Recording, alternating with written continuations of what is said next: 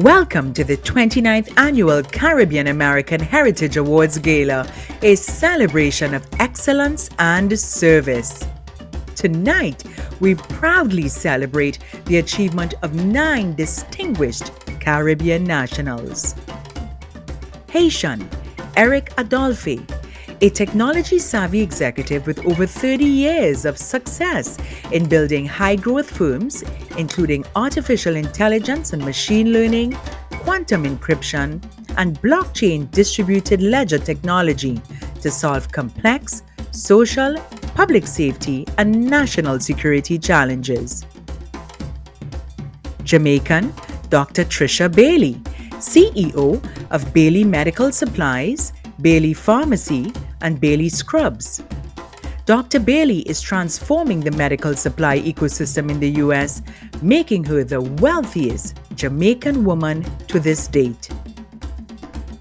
Guyanese, Bihari Lal, franchise owner of Denny's Brooklyn and Jackson Heights, managing director of Jito's Farmers Market, and president of Blue Water at Brooklyn Terminal Market. Trinbagonian, Professor Carol Boyce Davies, the Frank H.T. Rhodes Professor of Humane Letters at Cornell University, author of several books, and former president of the Caribbean Studies Association. Trinbagonian Ainsley Gill, founding CEO of Nikwan Energy, is an energy industry veteran and seasoned entrepreneur with more than 20 years of experience in international government relations, financing, business development, information technology, and management consulting. Guyanese, Stacey Mollison, President and CEO of Libra Management Group, a global strategic sourcing and management consulting firm. Ms. Mollison provides entrepreneurship, executive leadership, and government contracting training to individuals and small businesses. Jamaican Dwight Thanos Smith, Chief Visionary Officer and lead inventor at Paragon VTOL Aerospace, a pioneer in the vertical takeoff and landing aerospace industry, creating technological breakthroughs and decarbonizing transportation. Trinidad and Tobago's Josanne Francis, an internationally known steel pan performer and music educator. Her music delivers that special extra that separates her from even the greats and catapults listeners into a unique and exceptional place. Jamaican Derek Ducky Simpson, the Gong Gong Gully, is the founder and leader for reggae's Black Uhuru, one of the most recognized and prolific reggae bands for over 45 years. Tonight's gala host is Emmy Award-winning television news journalist Ava Joy Burnett, with backstage interviews by Abby Charles and the announcer, yours truly, Monique McSween. Stay tuned. The celebration begins right after this short break.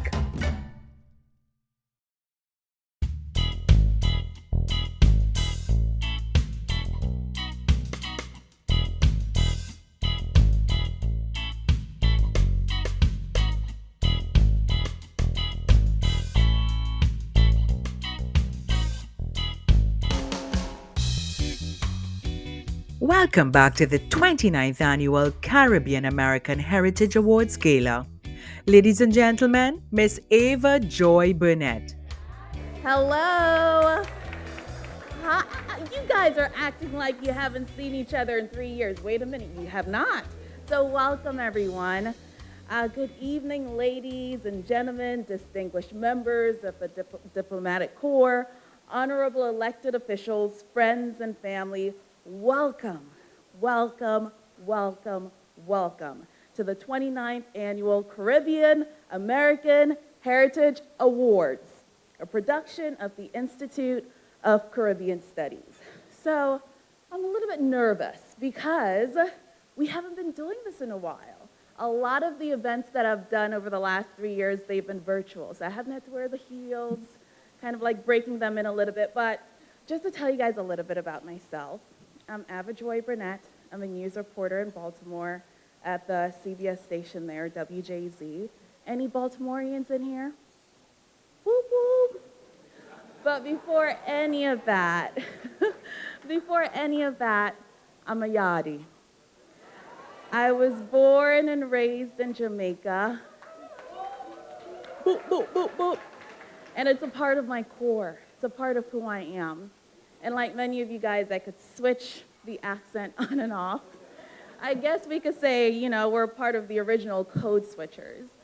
And I'm so absolutely honored to be here today. It's my great pleasure and honor to serve as the host of this hallowed celebration and tradition in American history and culture. And yes, American history and culture, because we are a part of this great land that we're sitting in. Amen. The Caribbean American Heritage Awards honors the legacy of our ancestors who like so many, journeyed north in search of full freedom to become all they imagined themselves to be. Their names are legendary: Marcus Garvey, Malcolm X, Harry Belafonte, Shirley Chisholm, and that's just to name a few. So everyone, we really are sitting and standing in really good company. All of these people paved the way for us, and so we're really grateful to be here tonight. Tonight, the CARAH Awards pays tribute to the excellence embodied in the lives and accomplishments of our honorees. These awards shine a light, and rightfully so, on the contributions of the Caribbean immigrants to this country over the years, over the decades. The CARAH Awards set the standard. So, as I said already, I am so extremely pleased to be here for this occasion, to return to the live format where we're all in person. So I came down from Baltimore, I left around 3:30, took me about 90 minutes to get here, okay? Thanks to the DC traffic and the 295. But I'm just so happy to be here with you all today, to see everyone in person and to really honor these people who are blazing the path, who are paving the way, who are making a name for themselves and doing things in honor of our culture. So, at this moment, we are going to welcome our gala chair, Jason Martin. He is a man that embodies all of the qualities that we really live up to. We have really unique cultures, don't we? You could talk to someone and you know that they're from somewhere different because their accent is a little bit different, and sometimes we could pick up on where they're from, but we all have that uniqueness and that unique bond because we're all children of the Caribbean. So Mr. Jason Martin, he embodies all of these qualities. Jason moved to New York with his family as a teenager, much like I did. I was 13 when I came here. Today, he's a managing director of MCCG Group, a New York-based real estate development company with branches in Guyana and Ghana. Ladies and gentlemen, please welcome Mr. Jason Martin. Warm Caribbean welcome to the 29th Annual Caribbean Heritage Awards. And to Your Excellencies and honorable elected officials, ladies and gentlemen, I want to note the presence of former President Samuel Hines of Guyana, Ambassador to the United States, and other ambassadors and excellencies. The CARAH Awards has become an American tradition. Like Juneteenth, National Caribbean Heritage Month, by way of this occasion, we celebrate our heritage and culture, our values, and the seeds of our ingenuity, determination, and resilience. I'm pleased to serve again as the chair of the 2022 edition. For the past 2 years, we've had to settle for getting dressed from the neck up to sit in front of the small screen and enter the metaverse. I must commend the production crew, who during COVID were agile enough to pivot and keep us connected. It was a challenge, but I want to thank those who helped ICS to bring us through the valley that was the COVID lockdown period. Allow me to thank our sponsors, Burt Smith & Company, led by George Willey, a CARAH Award honoree class of 2009. Federal Management System, led by Aubrey Stevenson, also a CARAH awardee of honoree of 2001, who year after year steps in to help ICF keep things going. We could not do it without you. Thank our advertising and kind partners, the Image Band, who are always here, Dr. Winston Smith, Carib Nation TV, Boom Audio, Power Hours Limited, occasions in KUS, Attorney General Eric Holder, scientists like Dr. Swinburne Augustine, entrepreneurs like Earl Graves, healthcare giants like Dr. Velma Scantlebury, artistes like Cicely Tyson and Jimmy Cliff, and the list just goes on and on, to include the people we honor this evening. At this moment, we would like to have Ms. Danielle Deckler, who is representing the Office of Vice President Kamala Harris, to come on up and speak with us.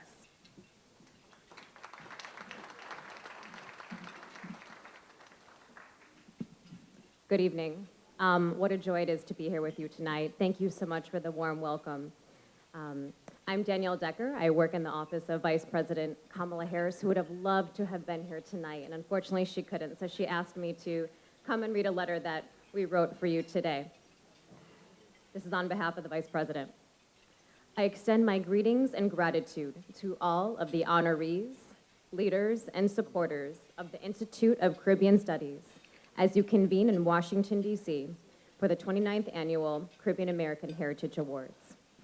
Since 1993, the Institute of Caribbean Studies has worked tirelessly to uplift the voices and needs of Caribbean Americans and immigrants. Thanks to you and your work, including your efforts to elevate Caribbean American Heritage Month and advance civic and participation, ICS continues to strengthen communities and democracy.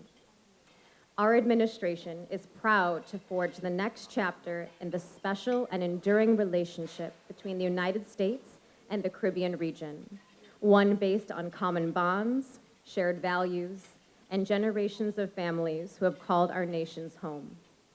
As Vice President of the United States, and as someone deeply proud of my own Caribbean American heritage, I thank you for all that you do to strengthen our nation.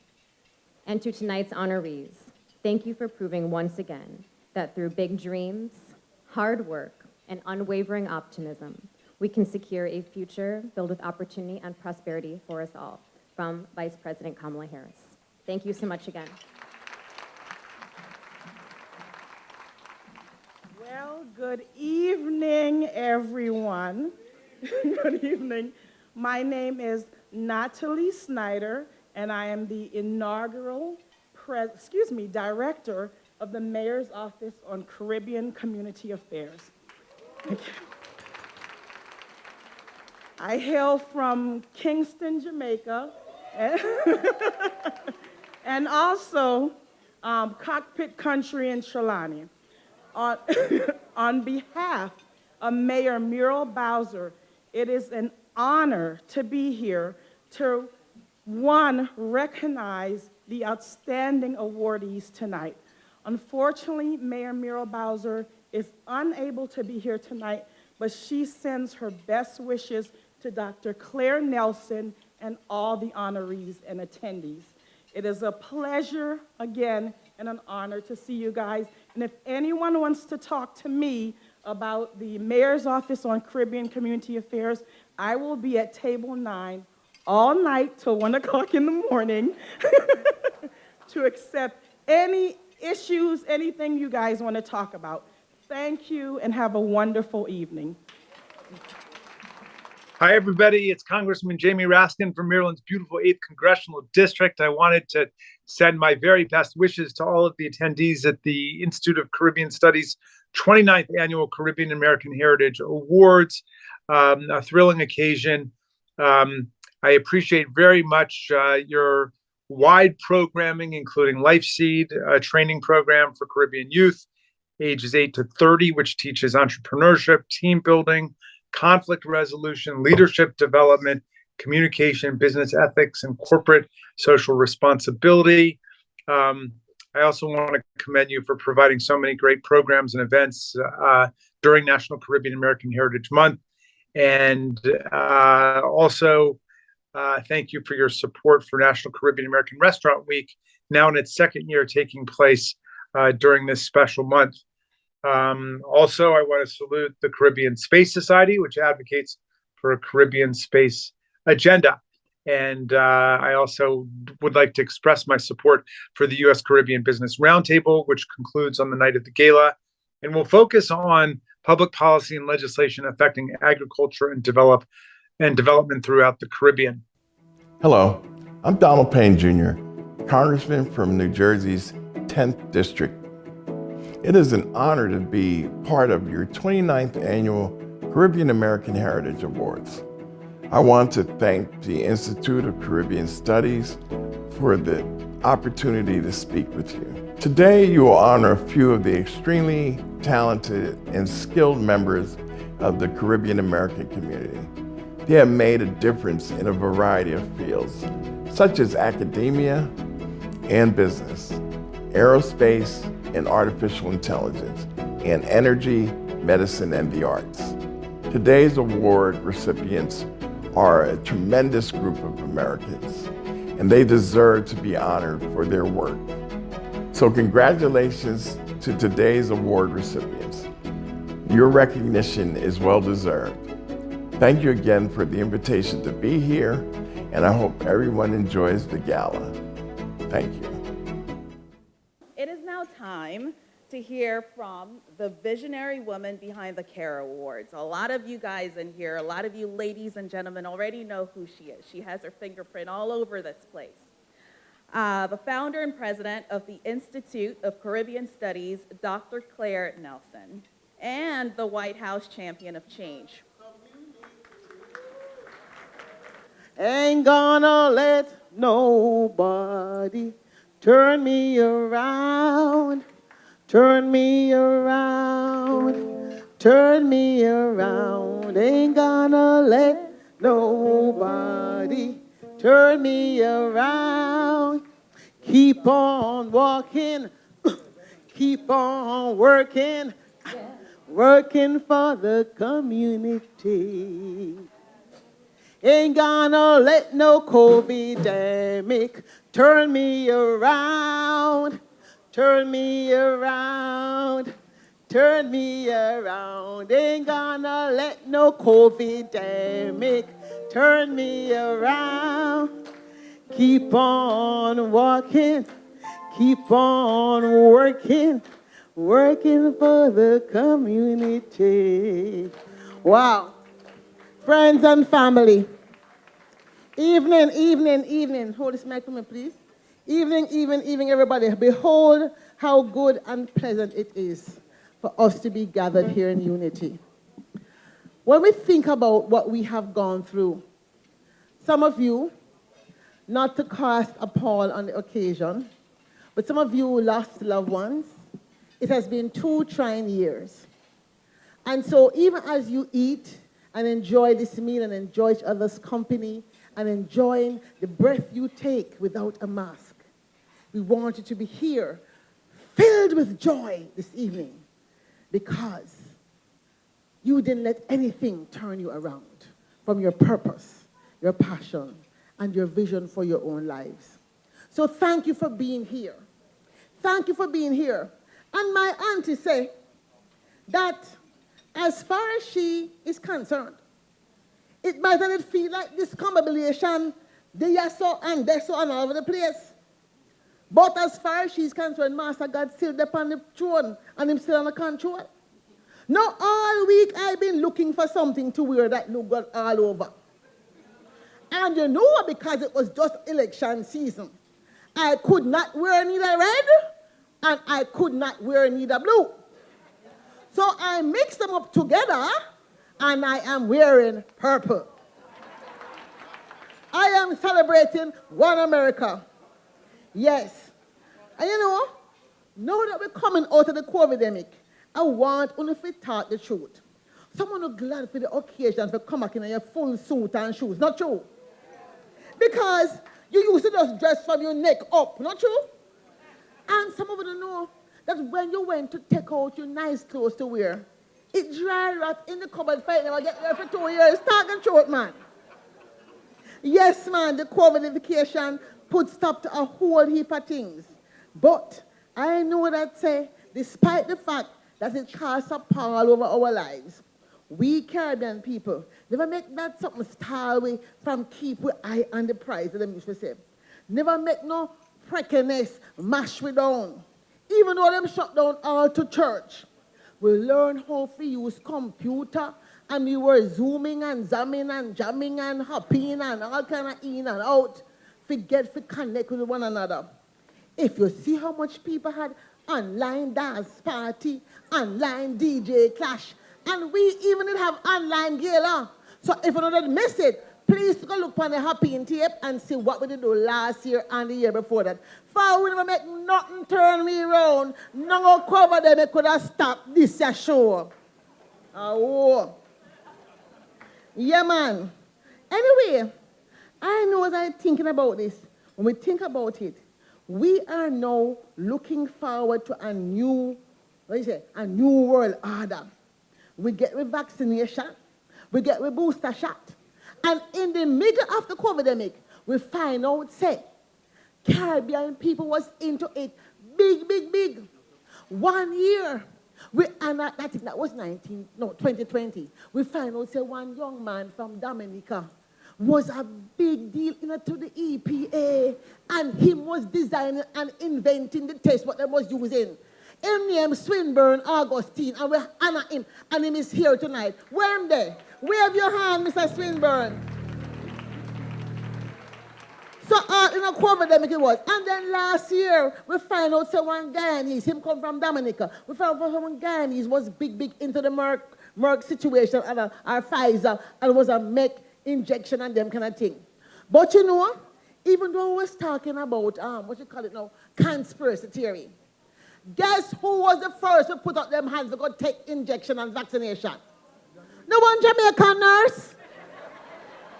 How we so bright, me no know. So no make nobody tell you say Caribbean people not contributing to this country. You see that now? We're there on the EPA side, we're there on the vaccination side, and we're there on the nurse side. So give them a hand, because without them, we wouldn't be where we stand. Yes, man. So all through this time now, it turned out, say, them a plot and plan to make things new. We do not see what are going on with the ganja business.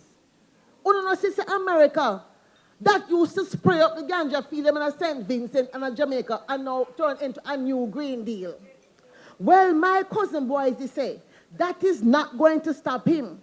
He is going to get the Caribbean community to start a new organization that is going to make sure that Caribbean people is not going to be left behind. Because for the amount of them that was end up in the jail in this country and get deported, he want to make sure so them get a chance to get a reportee when them start, release them, and let go the case them and start to charge them. So friends and family, and me have it on good and tarot, Say one doctor here from Trinidad, me no want call no name in case you no want call her name. But anyway, she married to somebody named Cindas. So, me not really call her name. But anyway, me hear say she into the ganja medication. So, anybody who want it, know where to go. I think her name, no, I'm not supposed to call it, I'm not about to call it, but I think she named Lisa. Shh, don't say me say so, but that's how it go. Anyway, you know, see how things are going. Well, in the middle of this confusion, me find out, say, the vice president and me is cousin. Now, you know, cousin Clara have many cousins. So, when me find out, say, Miss Kamala is my cousin by marriage 3 times removed, I just had was to go and send to her indirect and by way of my other friend who is also a cousin, and that is how this last nice lady come with a letter for telling us, say, she remembers, say, we are here, and from now on, we are going to be live and direct into the White House. Me can't wait till we have steel pan and thing in the White House like we had in Obama time, you know. And that me a plan for, yes, man. So, as you know, wait, want to start eating soup yet? All right. Anyway, let me now get ready to conclude my speechification for the day. Now, this award business and the reason why we continue is because cousin boys is saying we have a habit of waiting till people dead to give them their flowers. But he wants people to know, say, we are to honor them while they are living. Him say he wants people to honor him while him can still walk without a stick. Because honor from your own is like a symphony. It's like steel pan and reggae music. Him say him want people to honor him while him can still make sense, while him still have all him teeth into him mouth. For him want to make sure the night at the honors him can have a nice plate of yellow yam, gungo peas rice, and curry goat.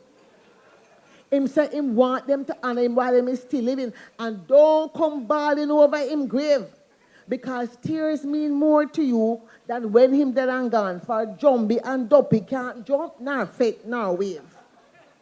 He want you to honor him while he's still breathing, when him can still see. He climb the stage and claim him prize. By the way, don't love my glasses. It's pretty. Him say, when him can hear every word of praise you have to give, for he can only enjoy it while him is alive. So, this is why we continue for 29 years now to find people of Caribbean heritage who are making this country great. Despite the challenges, despite the different comments and mix up and bangarang between the red and the blue and the green and the black, this country is still a place where dreams can be realized.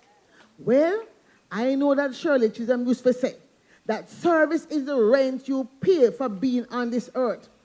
And I want to encourage all of you that are in organizations like, I think I see people here from the Jamaica Association, Jamaica National Association, and I think I see people here from one of the Trinidadian Association, them.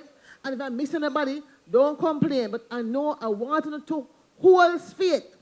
I see people coming here all the way from Boston and New Jersey and Florida. We have people who fly up from Jamaica and Atlanta. And yes, I think even the Guys Association of Atlanta is here. So I want you to know, say, service is the rent to pay for breathing on this earth.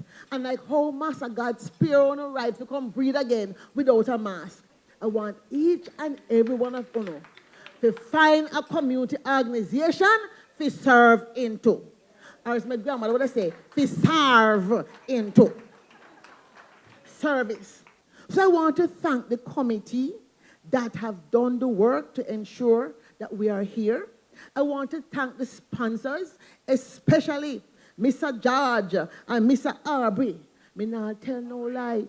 Without them, you might have seen somebody come for me and lock me up. So please tell them, say, Auntie said that she wants to thank them too on my behalf. And so, friends, I'm grateful today. I am very grateful today, first of all, to be alive. I'm grateful for all of you here in this room that believed that we could come back and re-face what it is we used to do in a new way of doing things. This is why we cut off ticket sale them early this year. We're going to stop the last minute business. And to change up things, right? And let me tell you one last thing. As you continue to eat your dinner, those of you who lift up this organization know that it is not about me, Dr. Claire Nelson, it's about the collective we. And as we go forward, helping to make the American dream a better and more perfect union, know that together we will continue to do what we can in committed followership and friendship, and above all, in committed prayers, so that we can remain truly grateful to God for all the blessings that she has bestowed. To God be the glory. Amen.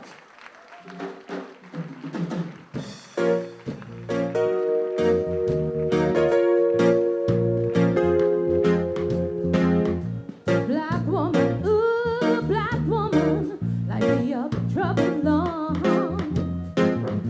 You've trod one of life's roughest road.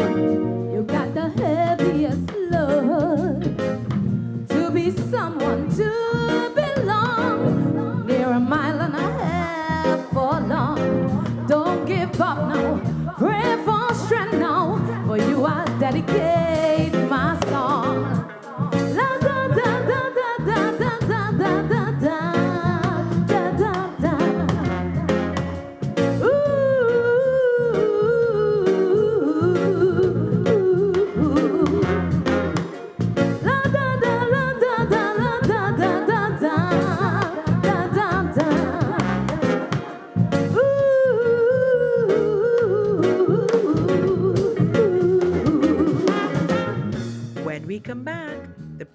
presentation of the Vanguard Award to Josanne Francis and the Forerunner Award to Dwight Thanos Smith. The 29th Annual Caribbean American Heritage Awards Gala will be right back.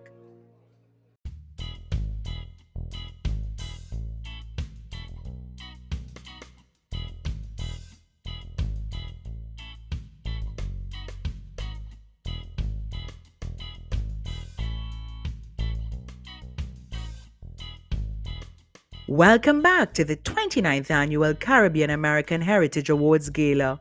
Ladies and gentlemen, once again, Miss Ava Joy Burnett. Okay, everyone, how's dinner so far? Dinner is good? Good. Okay, so how come no one gave me a warning that Dr. Nelson is a comedian? All right, let's do a little thing here. So, how much y'all wouldn't understand what she just said? By show of hands. How much y'all wouldn't understand what she said? Everybody show your hand if you understand what she said. Okay, friends, how many of you did not understand what Dr. Nelson said? You did not show your hands? Friends, look around the table and help your neighbor out, okay? I learned some new words tonight. COVIDemic, I didn't hear that one. But then there's some old words like ganja and dopi. All right, so Dr. Nelson, you are truly awesome. Thank you so much. Okay, so this is why we are here tonight, right? For the awards, the Vanguard Award. And now for our first award of the evening, the Caribbean American Vanguard Award goes to Josanne Francis. Woo! The award will be presented by His Excellency Ambassador Anthony Philip Spencer of Trinidad and Tobago. Please turn your attention to the screen.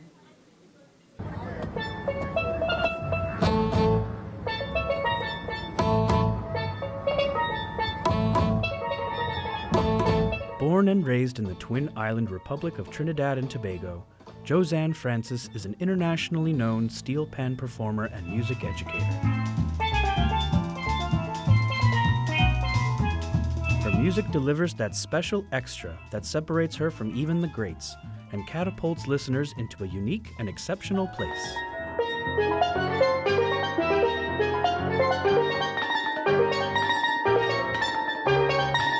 With hands that seem to float like the wings of a butterfly, with a wand-like touch, her music is not devoid of power when needed.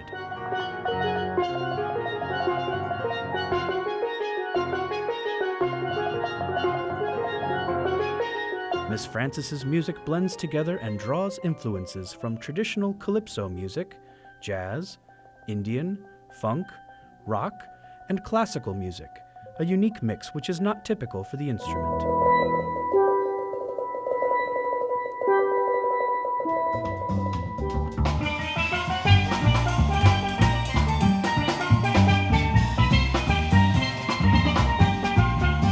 Josanne has performed at venues such as the Kennedy Center, Carnegie Hall, and Strathmore Music Center, and has appeared as a guest artist at festivals and universities across the United States and internationally, including the San Juan Conservatory of Music and the Port-au-Prince International Jazz Festival, Haiti.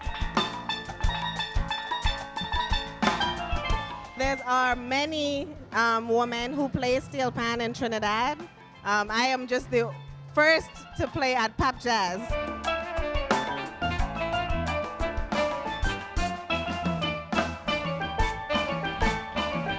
It was a phenomenal experience. It feels great to be in a jazz festival that is happening in the Caribbean. This is the first jazz festival that I've played in the Caribbean. I've played in other festivals like in the US. It feels like a coming home to me, even though I'm not from Haiti, but I'm from the Caribbean. As soon as I landed, I was like, yes, I am home, but this is not my home. So it's just a great energy, a great vibe that I get from being here in Haiti. Josanne served as one of 6 artists in residence at Strathmore for the 2017-2018 season. She currently runs her very own educational steel pan program, Steel on Wheels.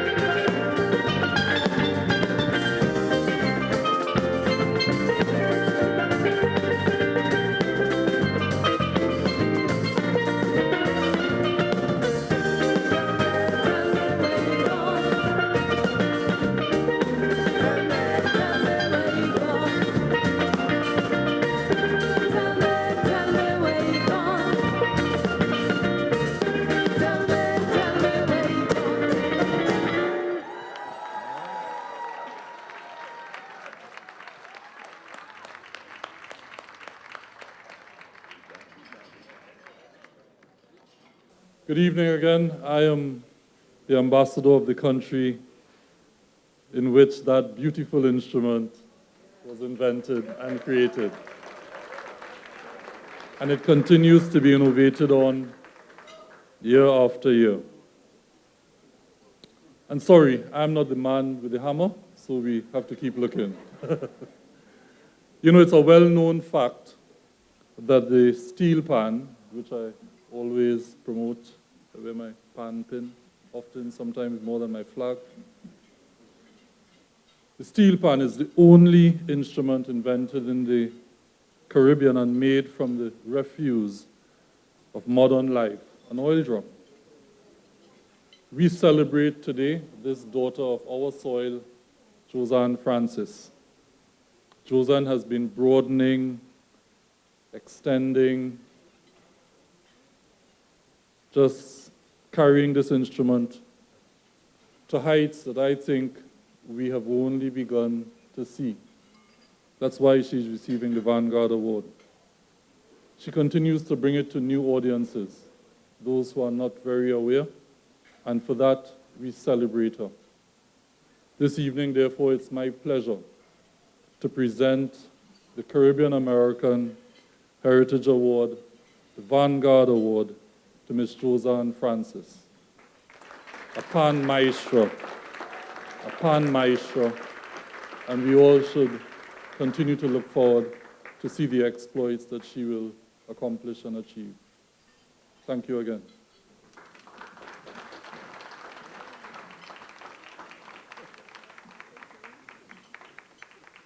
Thank you so much, Your Excellency, for your wonderful words. Thank you to Carah for even considering me for this award. Dr. Nelson, you're doing amazing. Y'all give it up for Dr. Nelson again. And to my wonderful host, Ms. Beulah Holder, who has been very, very kind to me over the past few weeks of getting things together to prepare for this. And to everyone who was a part of making this such a beautiful event, thank you, thank you, thank you. So I do not take this honor lightly. I've looked at the past awardees, past recipients of awards, and I am standing among some great, great people.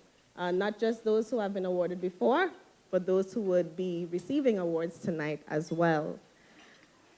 I have had the honor of representing my country, representing the Caribbean, using this weapon right here, the steel pan. Such a beautiful instrument that was born out of resistance to colonial power. They told us, no, we couldn't drum, so we find something else. They said, oh, no, you can't do that either, so we find something else. So wherever music is to be, you can't stop it. You can't stop music. You can't stop love.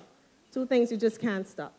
And I'm just really, really grateful to be receiving this award and really blessed to have the talents that I have and the access that I have to this instrument, the steel pan, the only fully chromatic acoustic instrument to be invented in the 20th century. It has come such a long way. Yes, please.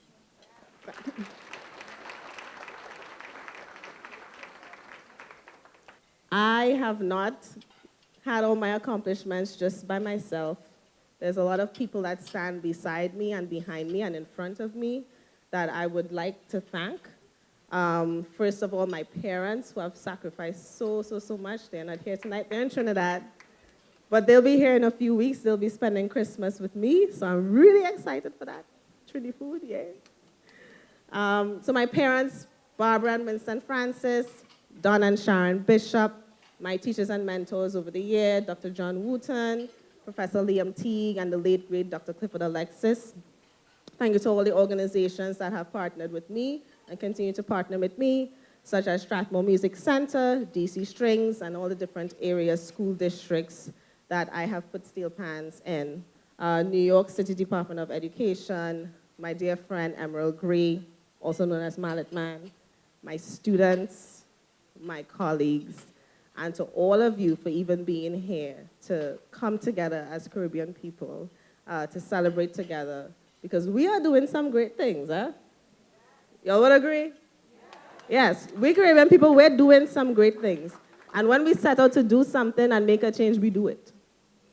We get it done, and we get it done together. So I really look forward to just doing more, collaborating with more of you. I don't know many of you here tonight, but I would love to meet with you. I would love to collaborate with all you your different organizations and see what next is to come for PAN. So thank you to all of you, and thank you to Carah. Thank you, Dr. Nelson, for this honor. Enjoy the rest of your night. Josanne Francis. So excited to get to chat to the winner of the Vanguard Award for the Caribbean American Heritage Awards for 2022. Tell me, what does being a Vanguard mean to you? To me, being a Vanguard just means so many different things. It means breaking down invisible walls. It means creating things that are new. It means reaching a lot of people who may not be who we may not consider part of the Caribbean community here in America.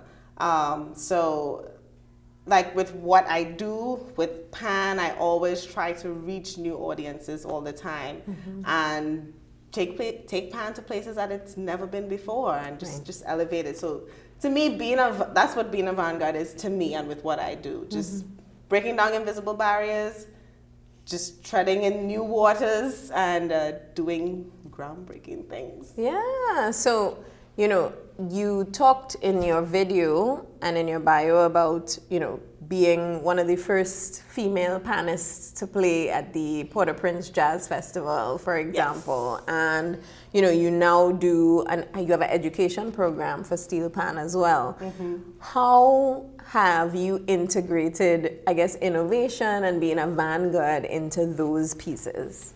Well, with Haiti, when I did get that opportunity, I actually did not realize how much pan was not already in Haiti. But they do use the oil drum, they use it more so for art. So when I was there, I realized that, whoa, I'm not just the first female panist to headline at the festival, but the first panist to headline at the festival. So just knowing these things really fuels my drive to continue to just take pan in places where it's never been before. And you would think at such a prominent Caribbean jazz festival that there would be pan everywhere. I mean, the quintessential Caribbean instrument, right? Yeah. So, with that and with some of the other projects that I have done, one of the most recent being the halftime show at the Big Ten halftime game with thousands upon thousands of people in the stands to see a steel band on the field with a marching band.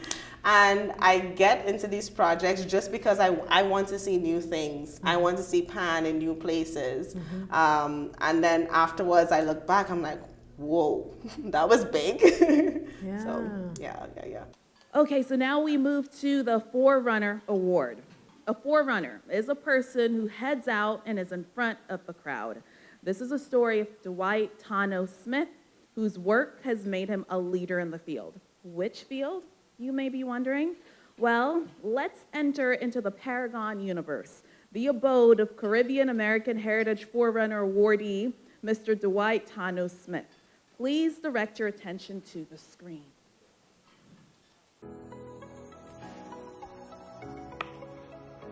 Hi everyone, my name is Dwight Thanos Smith. I am the founder, chief visionary officer, and lead inventor for the Paragon universe. I grew up here in Kingston, Jamaica. It was like so cool. I was only 7 years old when I was one of these kids on this playground. And I had dreams of starting my own company. So one day, my friends and I went on the rooftop of my parents' house and we built a glider aircraft and strapped my friend on board and pushed him off the rooftop. And that was kind of the beginning of my career. My friend lived and so did my dream. My dream survived.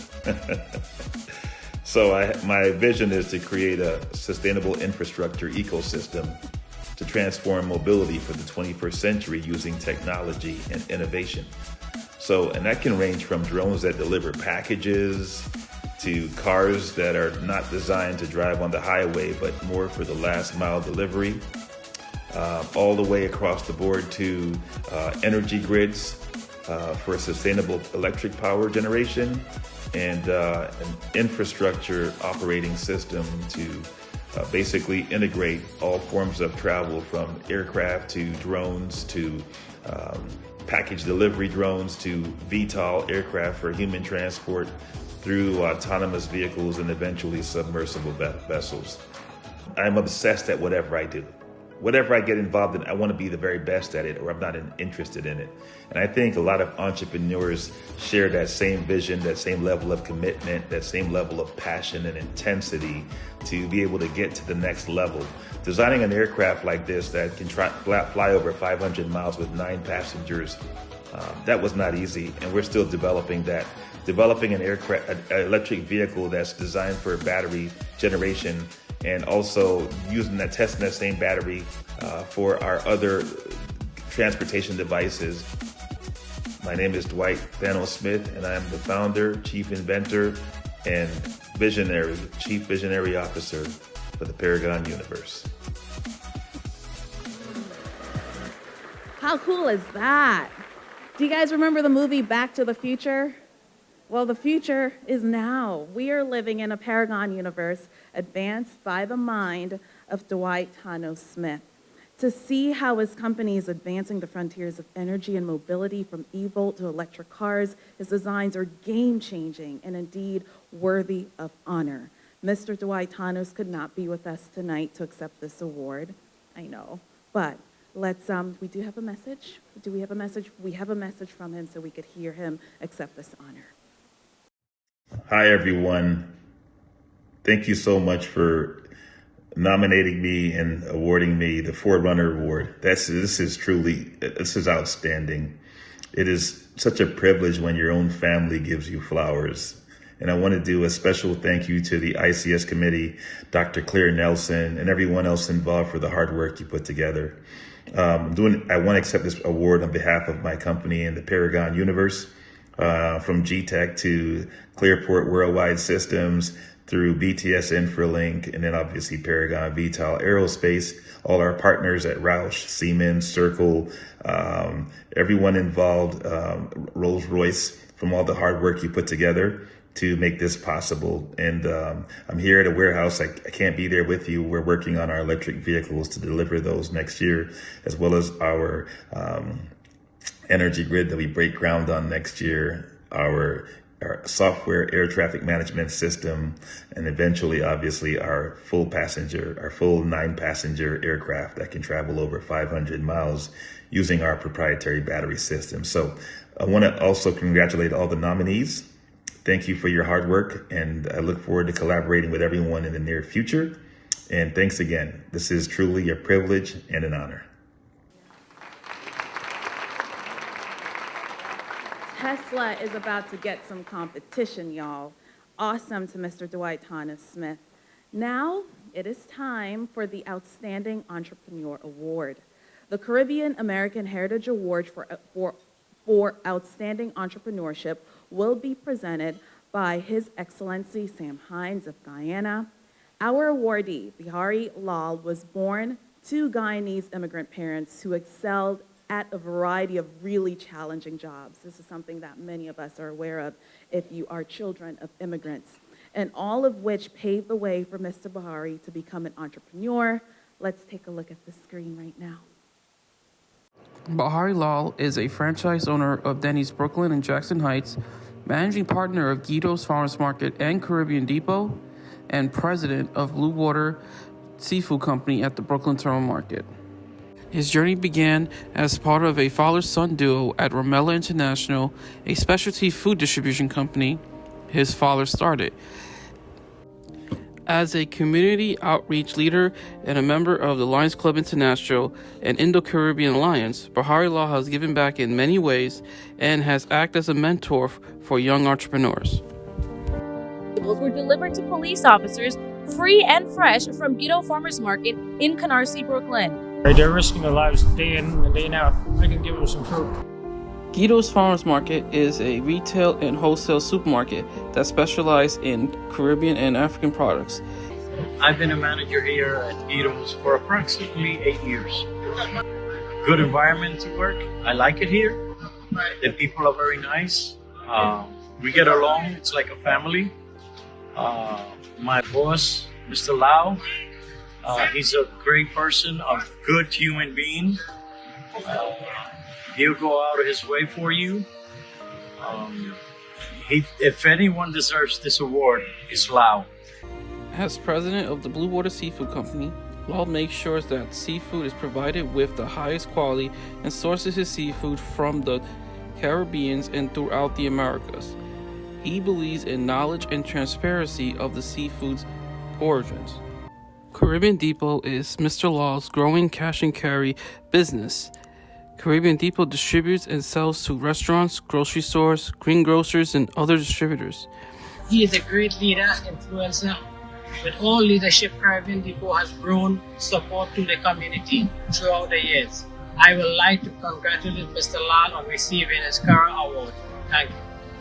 Bahari Lau owns 2 chains of Denny's restaurants located in Brooklyn and Jackson Heights, New York. He is an innovative and compassionate person who oversees the daily operations at Denny's restaurant. He ensures the restaurants run smoothly and efficiently to provide customers with pleasant dining experience. Mr. Lau donated fresh fruits, vegetables, and hot meals to first responders during the COVID-19 pandemic. He is always involved with helping with the community and always would be there any way that he can. The community has grown a lot through his kindness and generosity. He is truly an unsung hero.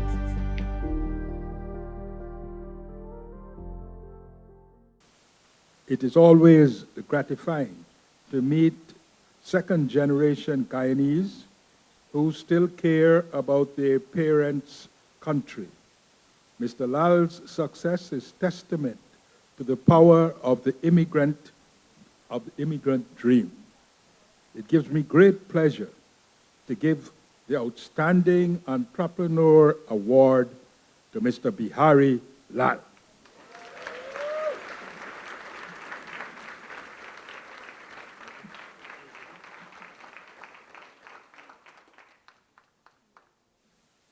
Hi everyone. Not really big on speeches. I wanted to thank my friends for coming out with me, and for you to join me tonight as well. I feel very honored for receiving the award. Thank you.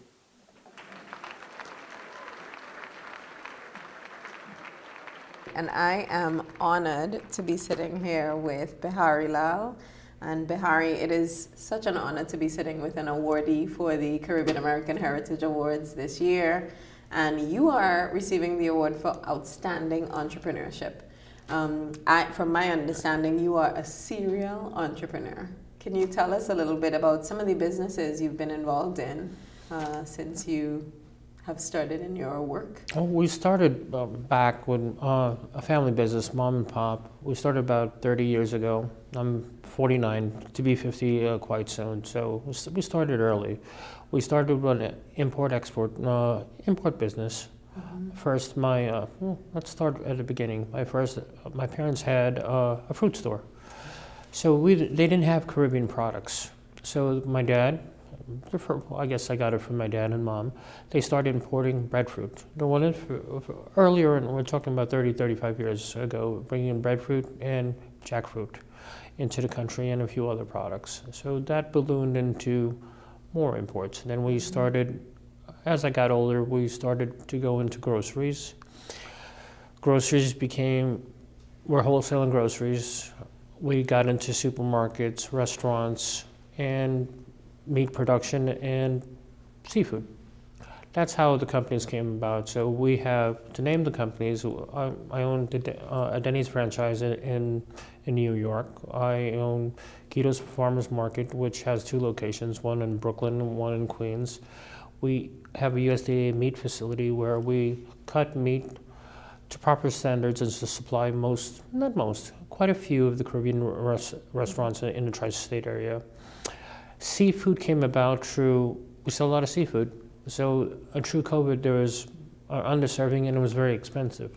So we got involved, and in the last 2 years, we do it in a major way.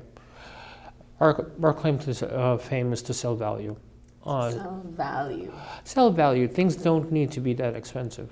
You make a fair margin, sell with quality and integrity. If you can't feed it to me, your children, or that person can't give it to their own family, don't sell it. Those little things tend to work out. When we come back, the presentation of the Excellence in Science and Technology Award to Eric Adolphi, and the award for Outstanding Scholarship in African Diaspora Studies to Professor Carol Davis Boyce. Stay tuned. The 29th Annual Caribbean American Heritage Award Gala will be right back.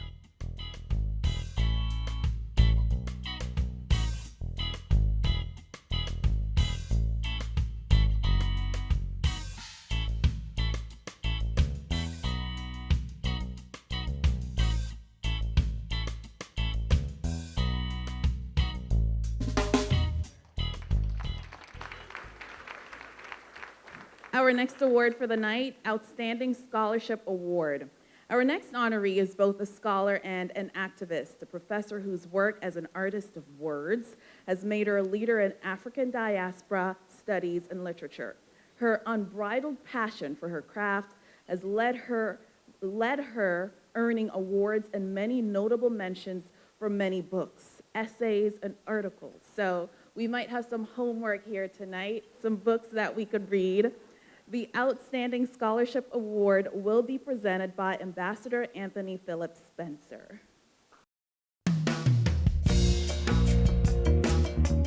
So Professor Boyce Davis, I'd say you really just have to meet her. She's an extraordinary person. When you meet her, it's just a different type of presence, that warm Caribbean energy that she brings. I've seen how passionate she is about what she does and how much she cares about her students. One of Professor Boyce Davis's greatest qualities is her humility. She comes across as a very ordinary, in many ways, a very kind, a very sort of loving person, which I really appreciate. But at the same time, she has a massive reputation on a sort of global level among some of the leading figures in Caribbean studies and beyond. Sir Hilary Beckles came to Cornell. The first thing he said is, when Caribbean people think of Cornell, we think of Professor Boyce Davis first. Part of what I love about CBD is her commitment to radical thought, constantly uplifting the ideas, the imaginaries of Africana thinkers, many of whom lived their lives on the margin. I just so admire her courage, her brilliance, her dedication. She's a woman who can bring knowledge to the world that other people have dismissed or degraded or disparaged. And she just stood firm and she said, no, this is important and I know about this and I'm gonna tell you all about it. And the world listened. We sat up and listened. There are very few people like that in the world. Those of us who are Caribbean scholars who work in the United States often feel at times that we are not really seen fully in either community. So Caribbean American logic allows us then to have a space where we are recognized. When I came to the United States at the age of 19, I entered university. There was a shifting from civil rights to Black power. A generation of people who were pushing for rights for young people, and students were very much part of that process. So my political, intellectual orientation is shaped by that period.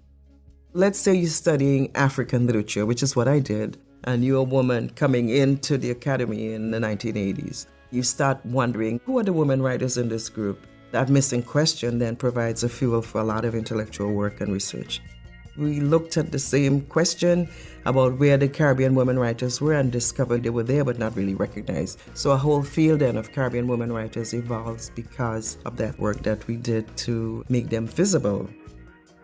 Carol really embodies the multidisciplinarity of Africana. But at the heart of that is her training and her commitment as a historian. And Carol has helped to historicize the making of gender, the making of transnational blackness, of black left thought throughout the diaspora. That's been critical for historians such as myself. When I came across her work for the first time a few years ago, I remember being very impressed with the ways in which she was describing every single thought I had about being a part of the diaspora, and at the same time trying to understand all of the nuances of race, gender, and class that can exist across so many different realities. Professor Boyce Davies has been a really important part in the founding of the Caribbean Student Association here at Cornell. When we're trying to figure out how to go about this, she provided the resources and the support that we needed. Getting demands, working with Cornell's board on establishing a Caribbean Studies minor, and she was really an important part in that process. She guided us in our conversations and really just served as like a rock for CSA. Professor Boyce Davies has encouraged the translation of Caribbean women's literature into Chinese. She has also lectured in China on Black women's transnational literary culture and the African diaspora, and her own scholarship has been translated and anthologized in several Chinese language collections. And I have leaned on Carol for so much assistance in terms of guiding my career as a woman in this space. And I had the pleasure of working with Carol when she was the president of the Caribbean Studies Association. And she did a fantastic job being the host for the Haiti conference. Carol, my friend, this is just to add my voice to the chorus of praise to you as a scholar, activist, researcher, teacher, and above all, our friend. Sister, you have kept us honest, you have kept us fresh, you have kept us excited, and you really, really, really deserve this honor from your people. Enjoy your evening and know that we walk with you in celebration. God bless.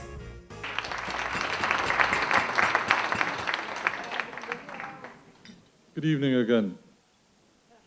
From excellence in music and the arts, we go now to excellence in education. Professor Carol Boyce Davies is a jewel in the academic crown of African diaspora studies and literature. In her own words, she lives diaspora.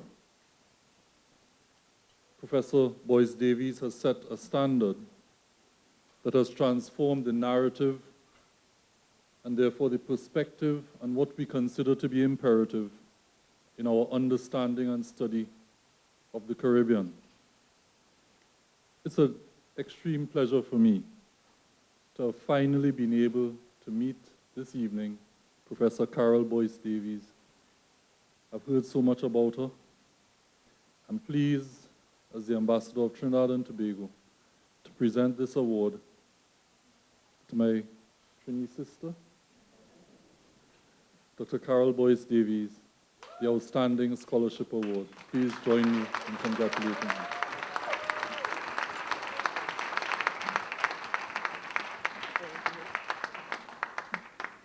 Let's play the video for the professor. Wow, first of all, I have to just say, hats off to Claire, please. This is an amazing, because I learned from just looking at the awardees, people who are working in food production, science, the range of possibilities that we as Caribbean Americans have in this context in which we work.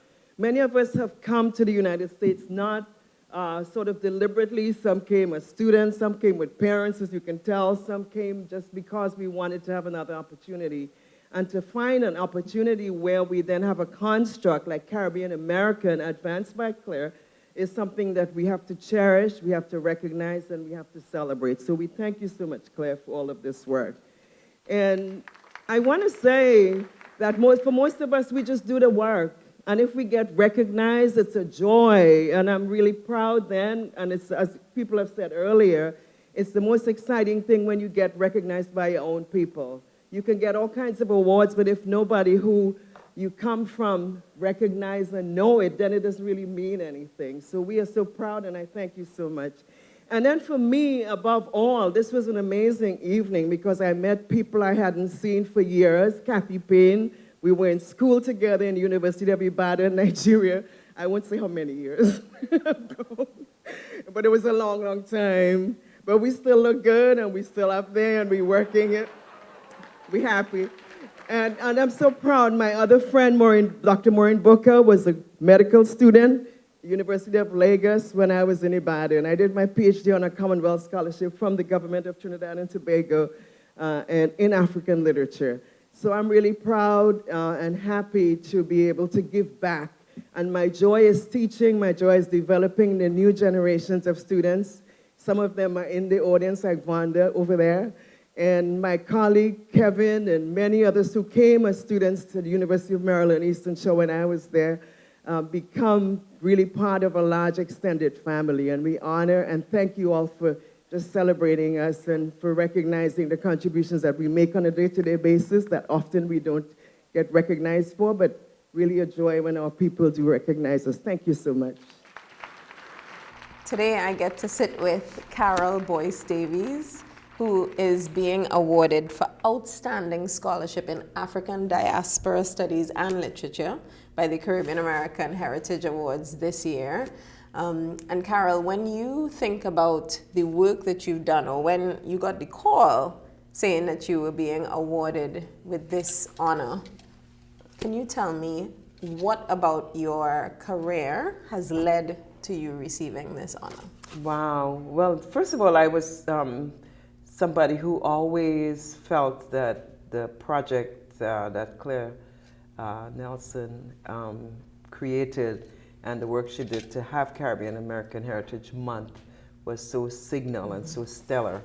And she's the kind of person who we would always call on for various kinds of engagements. Like when I was president of Caribbean Studies Association, for example, you know, I called on her for helping us to promote and that kind of thing because she has such an amazing reach. So for me, when she said they wanted to give me an award, I was honored, of course, as we all are when you hear something like that. But I remember her saying, we really want you to come in person. Do you want to promise that you will come in person? And I said, okay, I'll definitely be here. So for me, it's accumulative is the word, I should say. And I think I tried to capture that in what I said today, that essentially you do work as a commitment to, in my case, educating subsequent generations, making sure that they're tooled and ready to move forward in the world. And if that is rewarded, that's a benefit. But the joy for me is doing that work. And I'm sure you can tell that I totally enjoy it. So that's what I want to say. It's cumulative, but it's linked to, you know, creating generations of scholars and thinkers. I tell my students, I don't want you all to repeat everything that you learn without really inquiring and using critical thinking skills and advancing and also creating new knowledge. Because knowledge isn't static. You have to also create new knowledge. So I'm engaged in that as well. Congratulations. Okay, so our Excellence in Science and Technology Award. Eric Adolphe, the son of Haitian immigrants, is one of those people whose work ethic and drive to get ahead keeps him ahead. The Caribbean American Heritage Award of Excellence in Science and Technology. The award will be presented by Aubrey Stevenson. Let's take a look at the video. Eric Adolphe, CEO of Forward Edge AI, Inc., SBIR, SkillBridge, and Microsoft for startups Pegasus Company of Haitian heritage, is a technology-savvy executive with over 30 years of success building high-growth firms focused on mission impact, revenue, and margin attainment. Eric leverages expertise in deep technology including artificial intelligence/machine learning, quantum encryption, and blockchain/distributed ledger technology to solve complex social, public safety, and national security challenges. Eric has led cross-disciplinary art/R&D teams, biology, computation, chemistry, engineering, psychology, of typically 3 to 28 researchers on 25 spurs over his career. Eric's products have been installed in every air traffic control facility in the U.S. And Eric's Epic SBIR won NASA's Most Innovative SBIR Software Product of the Year award. As a result, Eric received one of NASA's highest civilian commendations, and is one of 11 Black American honorees at the National Inventors Hall of Fame. Epic is in use today by the commercial space launch industry. I remember when I met Eric about 30 years ago. He told me a story that many of you have experienced coming to America. He told me once he only had 25 cents in his pocket, and he had a choice. He either had to pay the subway or buy some breakfast or lunch or something to eat. And that's the basis of which he went to school. in New York. Many times he didn't have things to eat. He didn't have any food to eat. He would just travel around in the subway because he couldn't afford to even buy food. Today, Eric is a good example of what it takes to work hard, study hard, and achieve great things.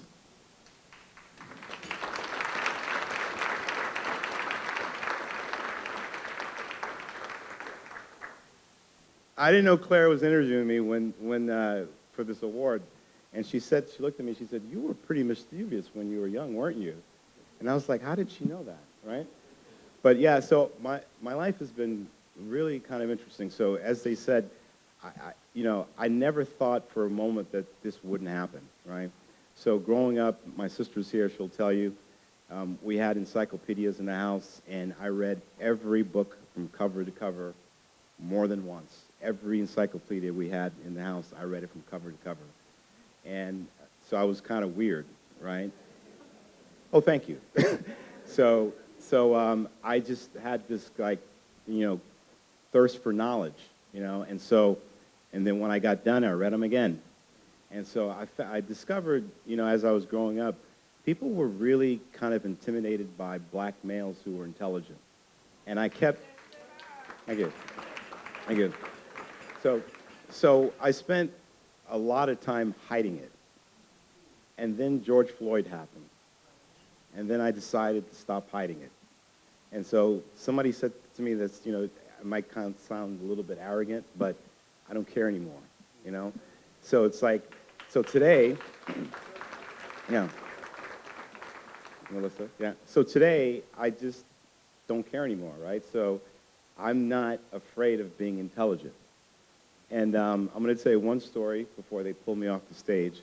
So when I was, I think I was in 5th grade, so I was bullied, no big surprise, right?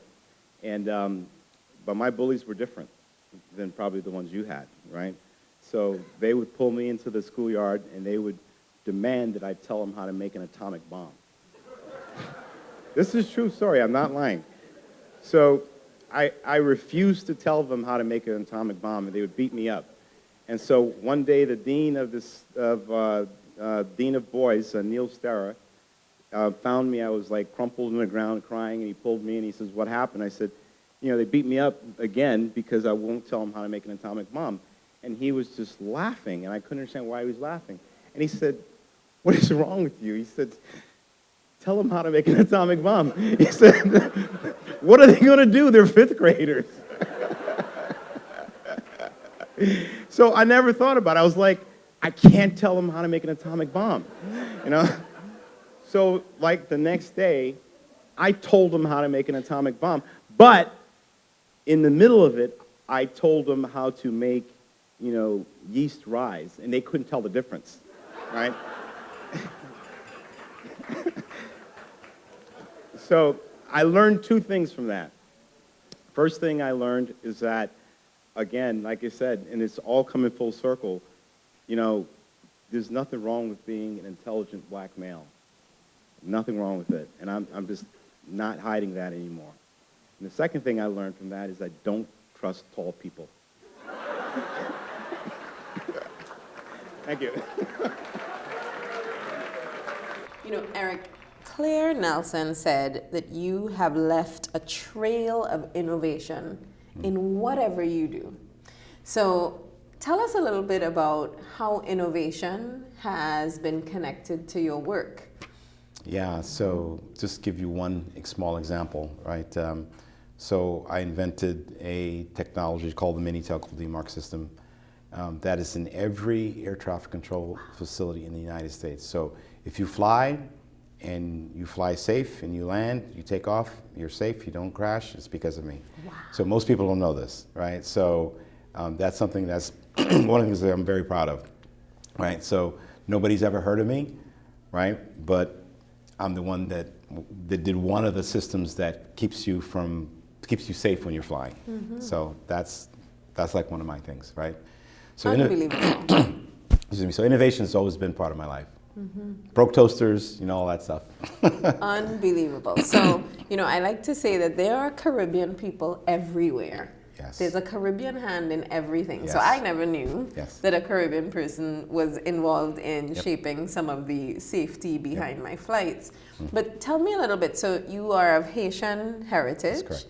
How has your Caribbean heritage affected or influenced your innovation and your endeavors?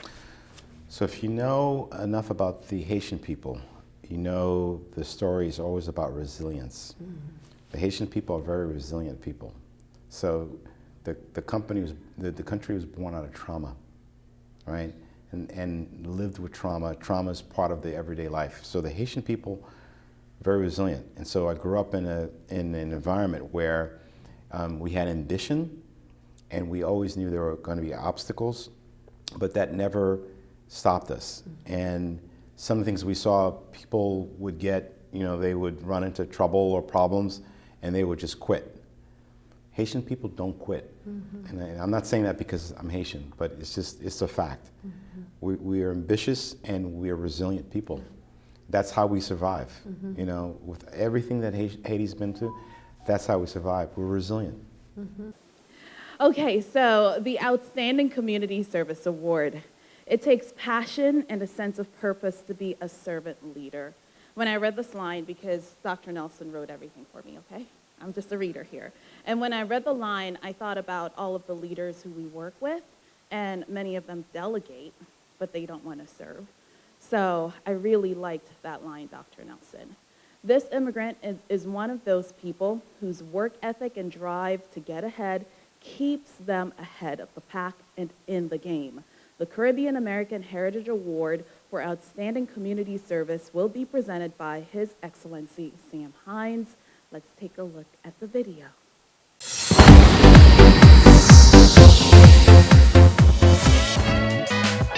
Stacy Mollison is President and CEO of Libra Management Group, a global strategic sourcing and management consulting firm. Established in 2006 with headquarters in Atlanta, Georgia, and satellite offices in North Carolina and Guyana, South America. Ms. Mollison manages the daily operations of the firm to include training, maintaining clients' relationships, developing new business opportunities, and acting as corporate monitor to ensure implementation of clients' requirements.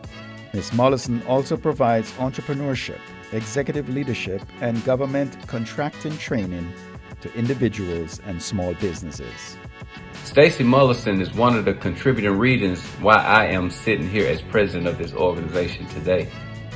She reached down when I was still just a young broker and asked me to come alongside of her and be one of her vice presidents, which properly prepared me for this position I'm in today.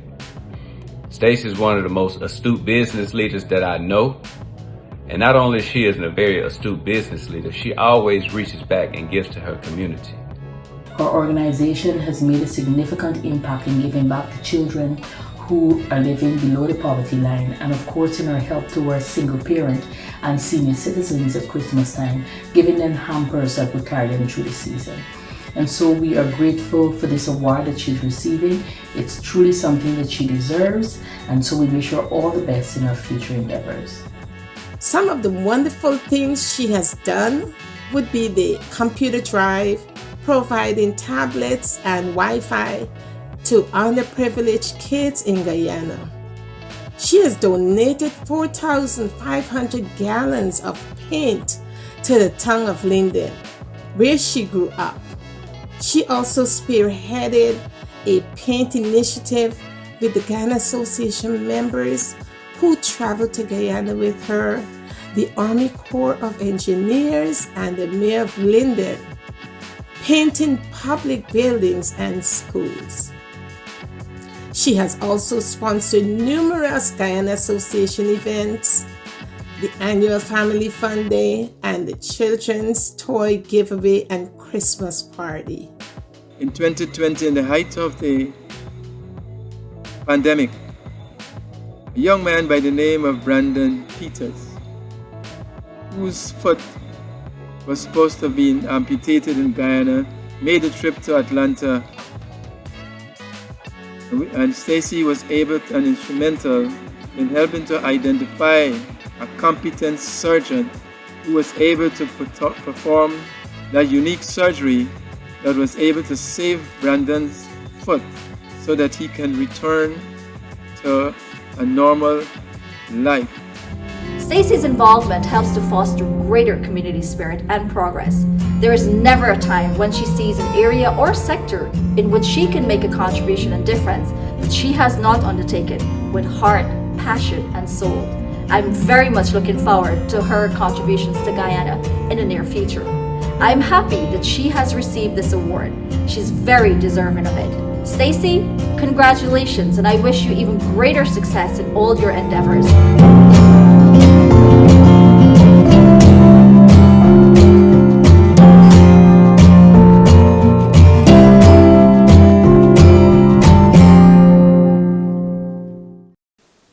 Community builders are few and far between. Your passion for community building spans your home here in the USA and your home at home in Guyana. For this, I am proud to call you a daughter of Guyana. It is my distinct pleasure to present you the Caribbean American Heritage Award for Outstanding Community Service.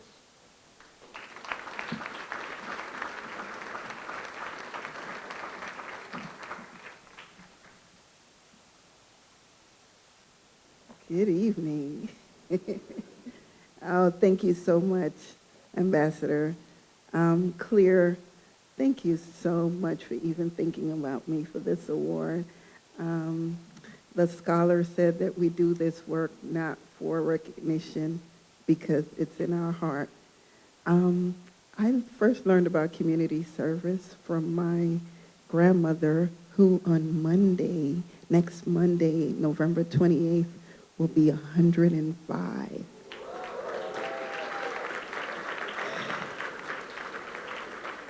Louisa Grimman, my grandmother, raised me and taught me about community from a very young age. She is 105 and still called me last year to say that she gave money in my name to the New Amsterdam Mental Hospital Christmas gift giving. When I was growing up, I came to the States when I was 10 and grew up in Brooklyn, New York. And my grandmother's house was the house that everybody came to for food and snacks. Everybody in the neighborhood knew that Granny was the one that you go to if you needed something. And when I think about, the person that I am today and all that I am, I give credit to her for teaching me it's not just about doing for myself, but always about contributing back to your community. It really gives me great honor to be able to achieve success in America, but still make sure that I contribute to the development of my homeland, Guyana, South America.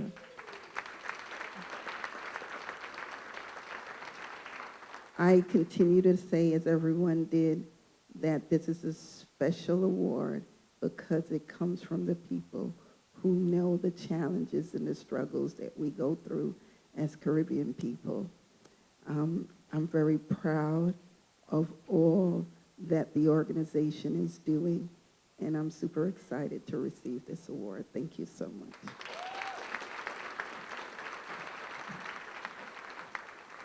Stacy, it is such a pleasure to chat with you this evening. Tell me a little bit about your work in Atlanta and the work that you're doing through Libra as a strategic sourcing and management firm. My company, we're a strategic sources and management firm, as you said. We kind of have 3 lines of business that we do. I really started out as a full-service real estate firm. We focused on real estate mostly with the federal government and large banks and GSEs.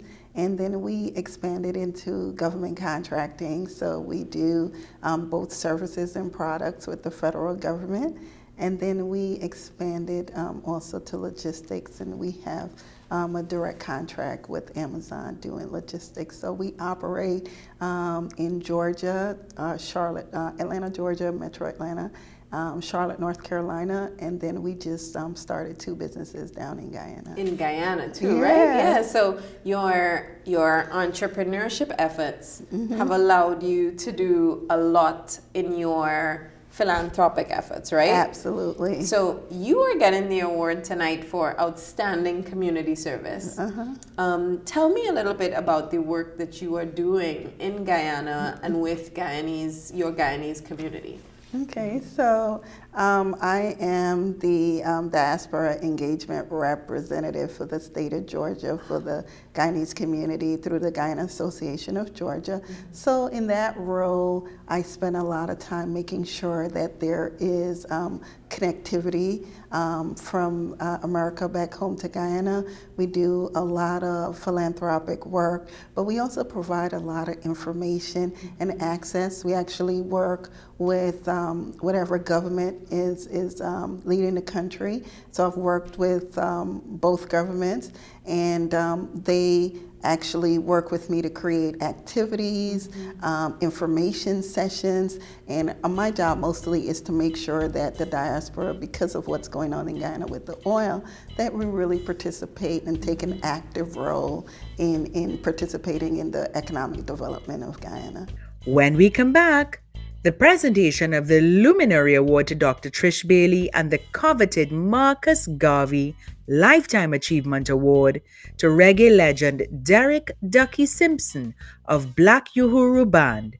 You don't want to miss this. We'll be right back.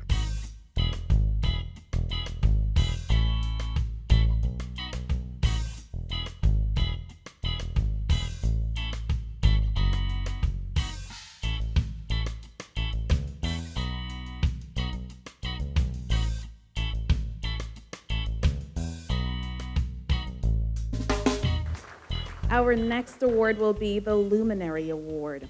Our next honoree made history and came to public notice when she became the first person to donate the largest amount in a single pledge to the University of Connecticut. Now a building will bear her name.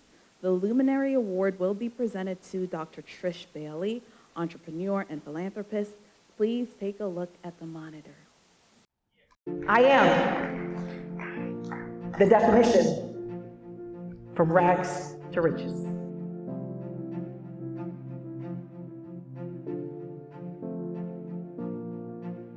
I think that Trisha is someone that takes care of everyone around her. She loves everyone that loves her, and she will do anything for anyone. Dr. Bailey is an amazing woman. It's a beautiful thing to see someone put in so much philanthropy in this city, and especially in an underprivileged area. She is so giving, so loving, and just so selfless when it comes to helping out those in her community and outside of her community. Okay, so when I think of my friend, Dr. Trisha Bailey, known to me as Trish, my heart just smiles. She has to be one of the most amazing people I've ever met in my life. And one of the things that just makes her so extraordinary is her heart to be a giver. I'm actually one of the founders of Mailbox Money, and she has just transformed that organization for us. She has given it life, and we just mimic her behaviors that she gives everyone. I think that the work that she's done, philanthropy, just goes to show who she is. She is a giving person, and anyone that needs help, she will give to them without question. She literally loves everyone and gives to everyone. Honestly, I have never met someone that is more caring, more giving. I can't tell you how many times as a person, I'm crying a little bit. I'm sorry. As a person, Trisha has literally changed my life in a lot of ways. I can reach out to her anytime. It's an amazing thing to see a woman, especially a Jamaican woman, and knowing what she's come from and what she's been through, to see that she still finds it in her heart to give and to love and to be so I don't even know what else to say. Like, there's so many ways and so many things to say to describe the type of woman that she is, you know. She's such a blessing. And I am just honored to know her and be in her presence and just kind of just gravitate off that energy of her love for people, her love for community, and she's just an inspiration, and I'm just thrilled. I will tell you one thing, I've never met somebody that will put so much energy into you, depending on the energy that you put back into them. As long as you're honest and you're faithful and you try to do the right things at all times, she will reward you 100%.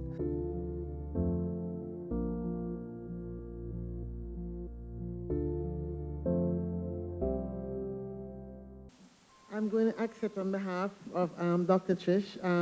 You know, Jamaica's first national hero, the right excellent Marcus Garvey said, "God and nature first made us what we are, and then out of our own creative genius, we make ourselves what we want to be."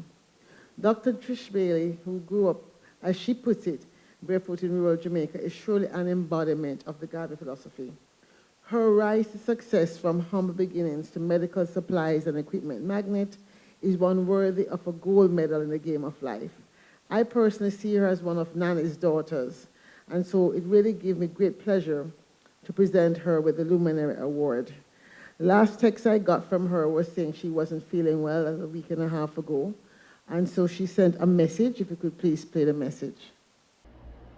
No single leader has ever told you that they have done it one time.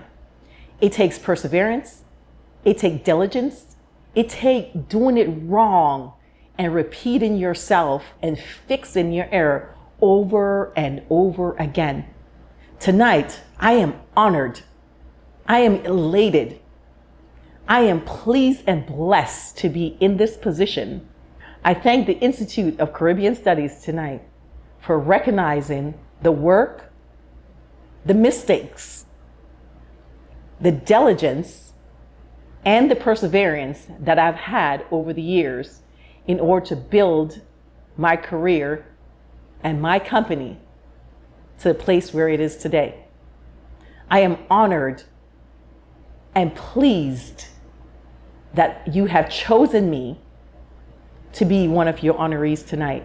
Congratulations to all the other honorees for your work, your diligence, and your perseverance. My apologies for not being in-house with you tonight, but I look forward to meeting each and every one of you at some point in our careers and our journey. Congratulations, and I'm sure you'll make sure you have a drink for me tonight. I thought she appeared to be the life of the party, and then that ending note confirmed it. So congratulations to Dr. Bailey. Okay, so for the Trailblazer Award, when you see someone setting out on a road very few of their peers have traveled, he or she may be called a trailblazer. Our honoree has done exactly that with the clean energy revolution. The Trailblazer Award will be presented by His Excellency Anthony Philip Spencer. I invite you right now to turn your attention to the screen. The youngest of 3 children, Ainsley Gill was born in Port of Spain, Trinidad and Tobago. As a child, Ainsley knew he wanted to change the world. After moving to New Jersey, he served in the United States Army. Realizing his knack for business, Ainsley left the armed forces and started many successful companies. I had a number of consulting firms, and they were more on dealing with political or financial issues. In 2008, he founded Nikon Energy, the company that has given birth to the clean energy fuel revolution in Trinidad and Tobago. Nikon is a composite of 2 names. First, my daughter, my eldest daughter, Nikki, and my middle son, Quan. And Nikon was the birth of another consulting arm I needed to treat with international energy consulting. It was prohibitive. It was a rust bucket. It was going to be challenging. But there were some key criteria. It wasn't just looking at the metal. I looked at the business. And after I had a chance to review the documentation, what I saw in there was the most remarkable revelation. That this thing came with two things. One, a guaranteed gas supply, and two, a guaranteed offtake agreement. That's business. I have a guaranteed supply, a guaranteed offtake, the arbitrage is in the middle. It was a no-brainer.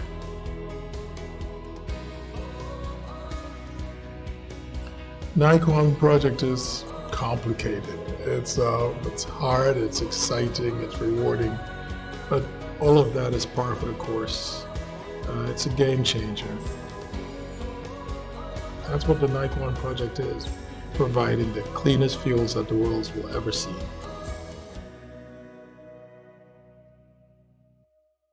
So I have 1 minute to talk about Ainsley Gill, who I've known for more than 20 years, and trust me, I could be here for hours. So 1 minute, yeah. So Ainsley and I have a common background in the military. But I'll tell you one anecdote, and hopefully that fits the minute. Ainsley and I would meet on Chancellor Hill in Trinidad and Tobago. And you heard when he said, what is hard is exciting.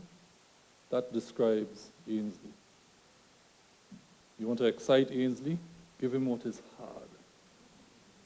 The harder, the more excited he is. And I think that is why this award as a trailblazer celebrates the excellence of the human spirit. I asked one of Ainsley's closest associates, what's the one thing I should say about Ainsley? He said, resilience. I don't have to explain that to anyone here. We are people who understand resilience. We have walked resilience. And tonight we celebrate one of our own. We value ourselves, one of our own, who is a trailblazer. And therefore it's a pleasure for me tonight to present this award to my friend, who we've met several times on Chancellor Hill, excited by the hardness of that trail. Tonight we present Ainsley with the Caribbean American Heritage Trailblazer Award. No one could be more deserving. Congratulations, Ainsley. Thank you.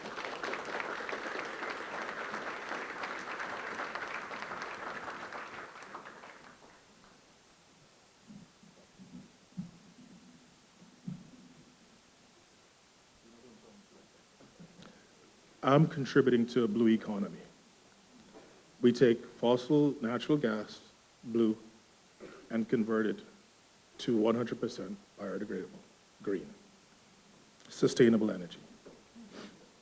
We also, the leadership, I'm very privileged under my son, Quan, who's here with me today. We delivered our first batch of product for sale, a very proud moment. We call it our first dollar. Our fuels meet all international standards and specifications for a use as drop-in fuel, meaning you can pump it into a vehicle without having to change your engine or lose your insurance. When I started NICON, Gas to Liquids project, the running theme in my life has been, the project is not viable. The project was too big. My ideas were too large, too ambitious, too audacious. Well, they were beautiful things. That was the reality. The project was in a prohibitive market. Fantastic. If it wasn't, I would not have been able to get it to do it. So, my brother said to me upon learning of what I was doing, he says, those who say it cannot be done should not interrupt those doing it.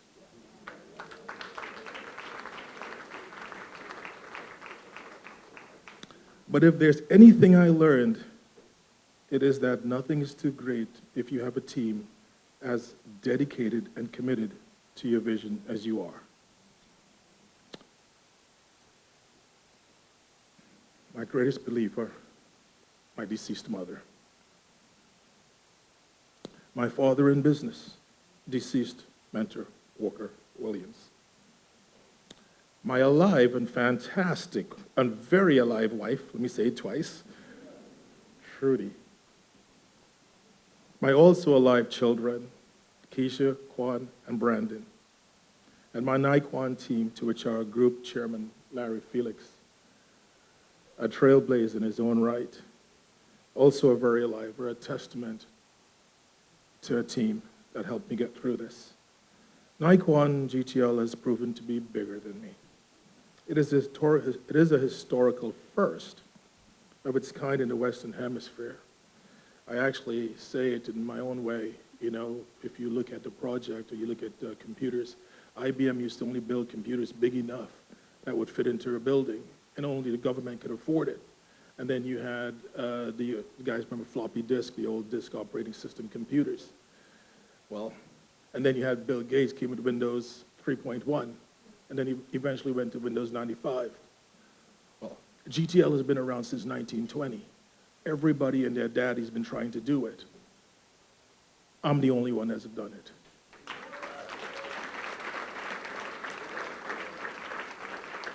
And what I have done is build the first 486 computers with Windows 95.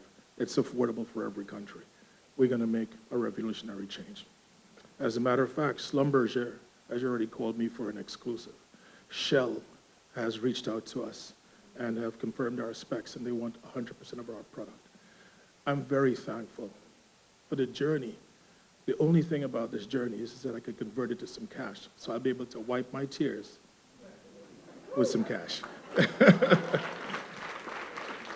Ainsley Gill, Trailblazer. You have been awarded tonight by the Caribbean American Heritage Awards and the Institute for Caribbean Studies for all of the work that you've done over the years and over a number of years, as you've been a trailblazer here in the U.S. So not only with your clean energy company, but also as you've worked with the government of Trinidad and Tobago as essentially a liaison and an agent with the United States government and so much more, right? You've started multiple companies.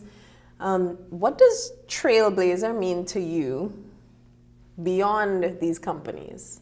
What has led to you being a trailblazer? You don't start off thinking you're going to be a trailblazer, but you just plow through areas that hasn't been plowed before. That's really, at the end of the day, you look back and you are a trailblazer because you would have charted a territory, you've charted business, you would have endured something that no one else has endured. So, trailblazer is exactly what it means. Yeah. So now for these awards, they really highlighted your work with Nikon, right? Yeah. This new company that is setting new boundaries as it relates to energy. So tell me a little bit about Nikon and how you are trailblazing in the industry. Well, Nikon is not a new company. We've been around since 2008. And I had Nikon as a consulting arm. And Nikon consulted, we did work with RWE in London, Union Fenosa, in Germany, in Spain, Ion Rugas, in Germany. I worked in the ECOWAS, which is Eastern, that was my energy space. I worked with George Kaiser in Tulsa, Oklahoma with Accelerate. So Nikon's been in the consulting space. But what Nikon really did is just the name of a company. What the company was able to do, it was able to bring in an entire breadth of experience together of things that I've seen, things that I've learned, sitting at the GECF in Qatar, working at OPEC Consulting. And what really happens, you get to see an inside, and then here's an opportunity. And this opportunity, which Nikon is groundbreaking in, this happens to be in Trinidad, my homeland, right? Well, crazy. Everything that I knew about the market, this project, Nikon is the name, the project is really what it's about. Right. Everything about that project is exactly what I was looking for. because I needed to change my entire life. I was tired of working, tired of consulting, and I wanted to own. I was looking for residual income. However, you could never find, you don't get a new, you don't start an energy business. It exists. You don't start an energy company, you buy one. I mean, so it was fascinating to see it. And then for it to be available, and then to be able to get it. And then to get it, to have certain, to make it commercial, you have to have supplies and off-takes, and you have to have utility agreements. I mean, it's kind of crazy. So what really did that at the end of the day is just bringing everything that I've learned in the energy space, working for U.S. Department of Energy, to see the fact that gas to liquid is going to be a future. And I knew that because I helped forge policy in the United States, which is called the 1990 Department of Justice EIA policy, when they started CTL, which was coal to liquids. And coming out of CTL, if it was able to make it, no one was able to do it, then the U.S. Department of Defense would buy all your products. So I was like, hey, I know what to do with that. So I was looking to supply Department of Defense. And then it went from CTL to GTL, which was gas to liquids, and that's where I came in. And then it went to XTL, anything to liquids. And then now you have emissions to liquids. And really what I've become is in a unique space that the captains of the industry have not been able to be successful in. And really how did I become successful in it that others couldn't become successful? That's really called a trailblazer, is that I ended up seeing what they couldn't see. And what really that was is that I didn't actually own any technology, but I had to bring all the various technologies together to work. And I had to work with the hardest group of people called engineers. And these engineers work in silos. And the fact that that was the problem, I was also the solution. And trying to get them to drop that ironclad curtain and to all sign NDAs and to create what I call collective responsibility to one goal. Really, I put the management to technology. The technology existed. And because, and so bringing that together, they were able to create a synergy in an environment to work because I wasn't a threat to them. I was the manager putting it together, and I get to own all of the NDAs. And coming out of that, I now have the cleanest energy with 81 patents. Wow. Congratulations, sir. I hope you guys are inspired by that. You could clap. I heard someone clapping. Are you the daughter? Oh, that's why you were clapping. You are the inspiration. Thank you as well. Okay, guys, so now we have the Marcus Garvey Lifetime Achievement Award. This honoree has been making music for 50 years. With songs that were the anthems of the 80s, his group is viewed as one of Jamaica's musical dynasties, Black Uhuru. Okay, so let me tell you a quick story. I didn't know this group, I'm sorry. So I called my mom today to try to get some help to pronounce it, and she said, call daddy. So I called my dad, and he was like, yeah, that's a big time group from the 80s. So today, this 80s baby has learned about a big time 80s group from the land of my birth. The Marcus Garvey Lifetime Award for Outstanding Contributions to Reggae Music will be made by Gloria Davies Simpson, a representative of the Jamaican Embassy.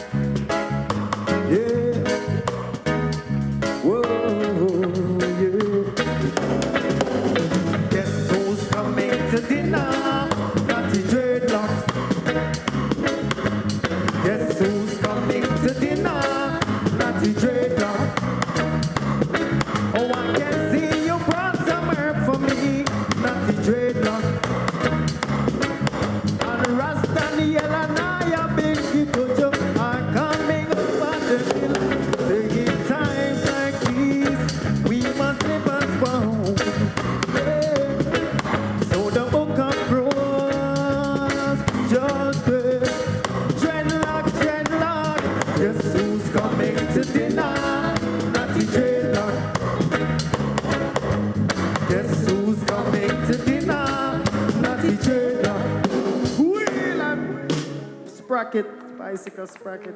The only time I feel all right is when I'm into smoking weed. eases all the pain inside and level out my thinking. It's a long, long way from Jamaica to here.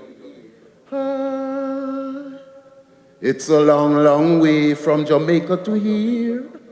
Yes, Ducky Simpson, a.k.a. Black Uhuru, a.k.a. Gongangule, a.k.a. the 9-star General. I'm so blessed to be here. When I got the call, I was wondering, how do I fit in with all these professors and CEO and scientists and doctors and doctorate? Then I remember, but you're the 9-star General. I have achieved a couple of awards over the year. I am the first Grammy winner, plus I've been nominated 8 times. Key to the city of Las Vegas, first reggae artist to do a Broadway musical.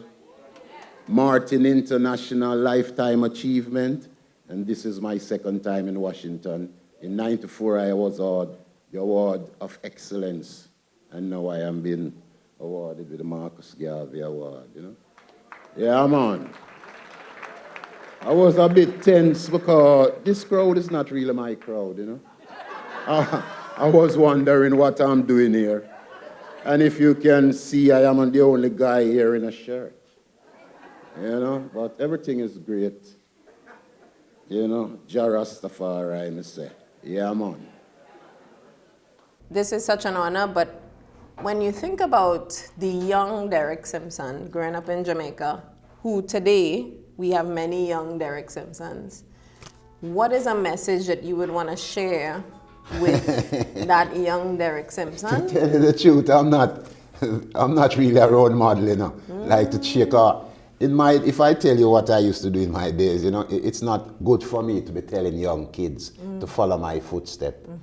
Because all I did was smoke ganja and pray Selassie, you know, out of school from I was 10 and a half. Mother died at 11. Only see my father 3 times, but I love him still, you know. And thing, my father wasn't there, but he's still my idol. Yeah. He was there from up to about 7. Then the next time I saw him, I was 18. And the next time I saw him, I was like 32. And he's still my hero. Yeah. Yeah, and he's probably really proud of you too. Yeah. But how does someone get to where you're at? I developed my skill from the radio, you know. I knows all them American songs, Drifters, Manhattan, you know, study them, and it came from there. Then I met Wailing Soul and Bob Marley, and then I started to develop my craft, you know. Yeah. So develop your craft, that commitment to excellence, that commitment to continually developing self. Even as you said, it's 2022, but music don't stop. Well, the only thing I do is sing, you know. Yeah. I'll be considered a person who's very lazy. Okay. Because that's the only thing I can do. I can't even make a cup of tea. You know, the only thing I can do is sing. You know? And that's where it take me to this journey and thing, you know? Yeah, man. Big up Black Horror in the building. Big up all our wadis. What is life? Life is a spell. What is life? No one can tell. What is life? I try to see. What is life? It's looking big. Thank you for joining us today for the 29th Annual Caribbean American Heritage Awards. On behalf of all of us at ICS and Carib Nation Television, I am Monique McSween. See you next year.